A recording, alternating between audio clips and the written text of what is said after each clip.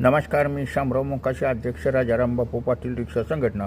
पालघर जिल्ह्यातील जनतेला आनंदाची बातमी आहे की विरार आर टी ओमधून पालघर आर टी ओचं लवकरच विभाजन होणार आहे आणि तशी शासनानं तशी परवानगी दिलेली आहे. आणि उरमोळी येथे जागा बी त्यांना मिळालेली आहे, शासनानं जागा दिलेली आहे. शिवाय त्यांना खर्च करायची, बांधायची परवानगी बी दिलेली आहे. आणि आता हे लवकरात लवकर काम होण्यासाठी आम्ही शासनाला एक विनंती केलेली आहे, मुख्यमंत्र्यांना पत्र दिलेलं आहे की जोपर्यंत इमारत बांधण्यासाठी 2-3-4 वर्ष जातात, जवळजवळ ह्या शासनाच्या सगळ्या परवानग्या येईपर्यंत, सगळ्या तरी मंजुरी दिलेल्या असल्या, जागा उरमोळीला दिली असली तरी शासनानं